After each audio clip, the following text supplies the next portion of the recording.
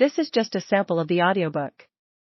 To get the complete audiobook, access the link posted in the first comment.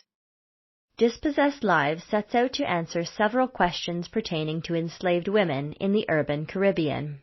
How did these women negotiate physical and sexual violence, colonial power, and the demands of their female owners in the 18th century? In what ways did urban enslavement differ from the plantation complex? How was freedom defined in this slave society? How did architectures and symbols of terror, such as the cage that held runaway slaves and the execution gallows, shape how enslaved women were confined and controlled in an urban context?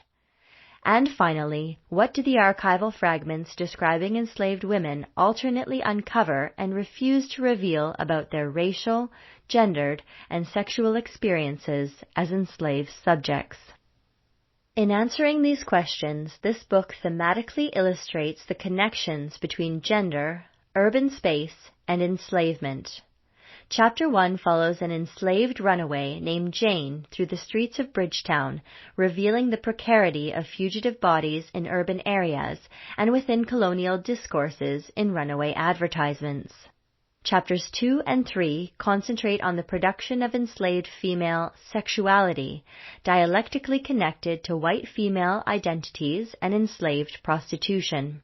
These issues are addressed by revisiting the archives of a free or freed mulatto brothel owner, and in Chapter 3, closely reading an elite white adulteress's deposition about her sexual affair.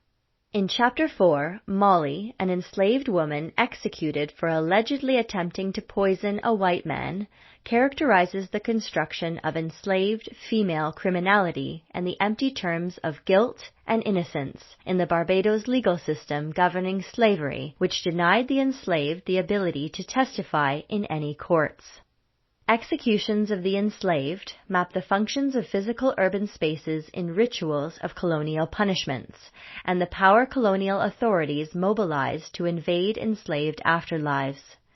Finally, in Chapter 5, I bring attention to the excessive images of violence on enslaved female bodies that emerge in the debates to abolish the slave trade and contemplate the orality of pain as a way to consider the rhetorical demands of otherwise anonymous historical subjects. Over 2 decades of scholarship on the social histories of gender and slavery and theoretical work on the politics of the archive serve as the foundation for this book's emphasis on historical production and the archives of enslaved women in Caribbean slavery. These social histories of enslaved women's everyday lives allow me to focus specific attention on the questions of archival fragmentation and historicity without reproducing their labors on the historical, social, and economic circumstances of slavery in the Atlantic world. Driven by questions of historical production in the context of archives that are partial, incomplete, and structured by privileges of class, race, and gender, my work follows the path-breaking scholarship of Deborah Gray White, Jennifer Morgan, Camilla Townsend, and Natalie Zeman Davis, who found ingenious ways to use known biases within particular archives to ask seemingly impossible questions of subjects whose presence, when noted, is systematically distorted.